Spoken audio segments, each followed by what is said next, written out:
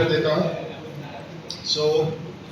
पिछले 3 महीनों में 3 बार जब राहुल गांधी जी का पदार्पण बिहार की इस पवित्र भूमि पर हुआ, तो मुझे लगा कि राहुल गांधी जी अपनी गलतियों की माफी मांगने बिहार की जनता के पास आए हैं, लेकिन अपनी राजनीतिक करियर की तरह यहाँ पर भी वो मुझे फेल होते हुए नजर आए। जिस कांग्रेस के चीफ मिनिस्टर ने बिहार के लोगों को गाली देते हुए ये कहा कि बिहारी और बिहार के डीएनए में मजदूरी है, उस कांग्रेस पार्टी का एक वरिष्ठ नेता बिहार के लोगों को पलायन और रोजगार की बात करने इसका झांसा दे रहा है। इससे पहले कि राहुल गांधी और कन्हैया कुमार जी पलायन रोको रोजगार दो की बात करें, उनको अपने मुख्यमंत्री तेलंगाना के रेवंत रेड्डी से पूछना चाहिए कि जिस बिहार के लोगों ने इस भारत को बनाया है, जिस बिहार का इतना ऐतिहासिक गरिमा रहा है, उसके लिए ऐसे वक्तव्य देने से पहले उन्होंने क्यों नहीं सोचा। खैर,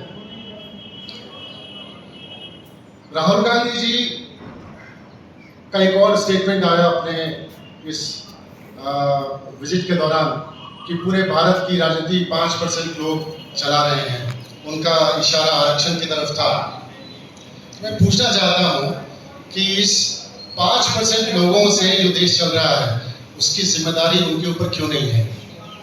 भाई 2014 के बाद भाजपा सरकार आई है, उससे पहले तो कांग्रेस की सरकार थी, तो तब उन्होंने ऐसे सामाजिक प्रयास क्यों नहीं किए जहां पर सामाजिक समरसता की भी गुंजाइश हो। आप याद कीजिए मंडल कमीशन की शुरुआत 1979 में हुई थी। 1979 वाज द ईयर। उसको इम्प्लीमेंट तो सीवीपी सिंह जी ने किया था। 11 साल तक मंडल कमीशन, जिसके लिए हम रिजर्वेशन के का एक माइलस्टोन कहते हैं, उसको कांग्रेस गवर्नमेंट ने इम्प्लीमेंट नहीं किया। तो क्या ये जिम्मेदारी उनकी नहीं है। और किस आरक्षण की बात करते हैं। आरक्षण समाधान नहीं है, आरक्षण समरसता का एक रास्ता है। समरसता समाज के सभी वर्गों के अंदर। आप एक वर्ग को तुष्टिकरण करके दूसरे वर्ग की राजनीति करना चाहते हैं, तो आप कैसे बीजेपी की राजनीति से पलटे। आप बात करते हैं रोजगार और पलायन की। बिहार में जब आपकी महागठबंधन की सरकार थी, उससे पहले की आपकी सरकार थी, तो बिहार को मजदूरों की फैक्ट्री, पलायन का रास्ता बिहारियों को किसने दिखाया। आपने और आपकी गठबंधन सरकार ने दिखाया।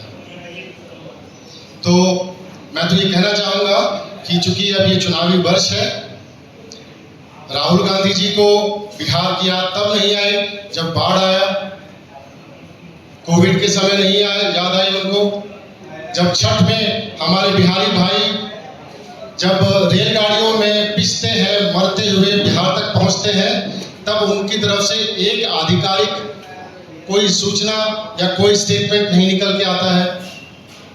और जब चुनावी वर्ष आ रहा है तो 3 महीने में 3 दौरा हम देखते हैं। तो ठीक है, आप जनता के पास आइए, जनता आपका फैसला करेगी। जनता आपको बताएगी कि जो आपके एफर्ट्स हैं वो जनता को स्वीकार्य है या नहीं है। जन स्वराज की पदयात्रा पिछले 2 साल से चल रही है।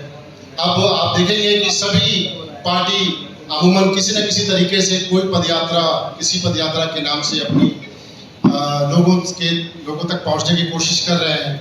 ये भी ठीक है, कम से कम जन स्वराज के प्रयासों से जनता तक लोग पहुंचना तो चाह रहे हैं, वरना इससे पहले तो लोग दिल्ली से बैठकर अपनी राजनीति क्या करते थे।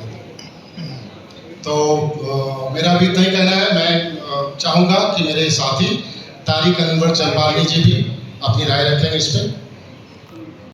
धन्यवाद। आपने अपना कीमती समय निकालकर इस प्रेस कॉन्फ्रेंस में आए। जैसा कि हमारे साथी प्रोफेसर शांतनु बता रहे थे, राहुल गांधी की यात्रा हुई है बिहार में। तो सबसे पहले हमें यह समझना होगा कि कन्हैया कुमार एक यात्रा लेकर निकले हैं पलायन रोको यात्रा करके। पश्चिमी चंपारण के भितिहरवा से, जहाँ से जनसुराज की भी पद यात्रा प्रशांत किशोर जी ने शुरू किया था। एक दिन में एक जिला वो कंप्लीट कर दे रहे हैं। चूँकि मैं चंपारण का हूँ, तो पश्चिमी चंपारण में उन्होंने एक दिन दिया, पूर्वी चंपारण में एक दिन दिया, यानी एक जिला में एक दिन देकर वो पूरी पद यात्रा को कंप्लीट कर दे रहे हैं।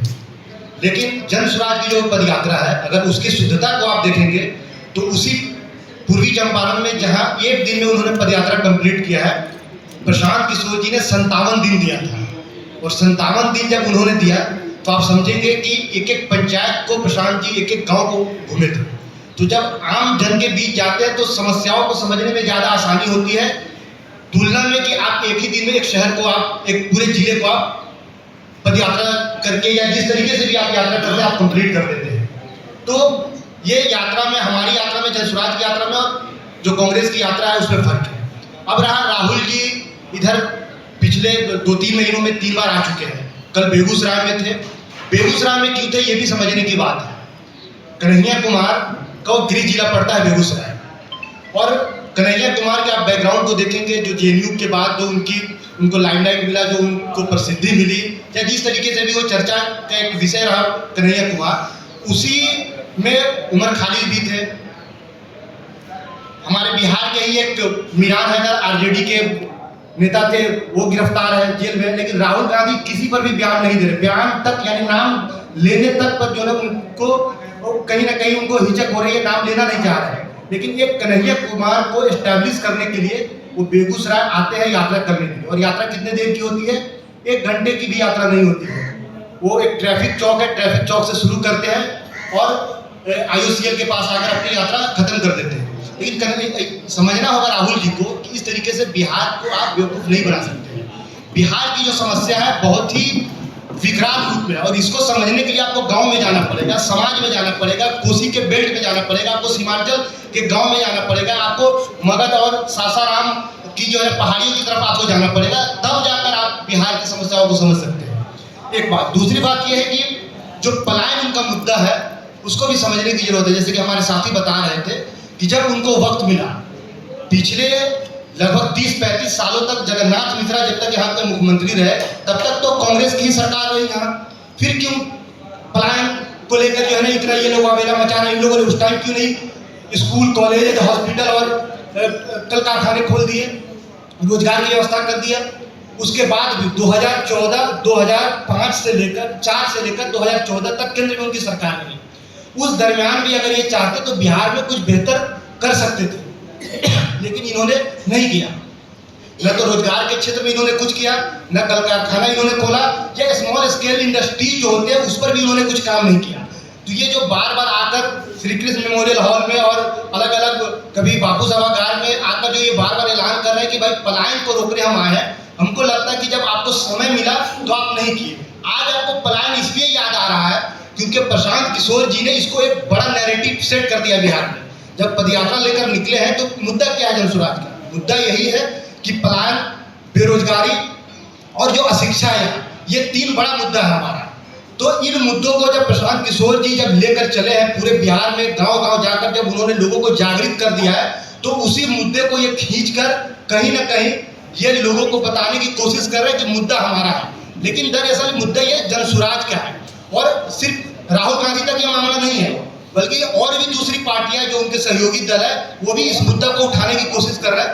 लेकिन हम तो शुक्रिया अदा करना चाहेंगे प्रशांत किशोर जी का कि भाई उन्होंने इस मुद्दे को एक नैरेटिव दिया पूरे बिहार के स्तर पर, और दूसरे पार्टी के लोग कम से कम उस मुद्दे को उठा तो रहे।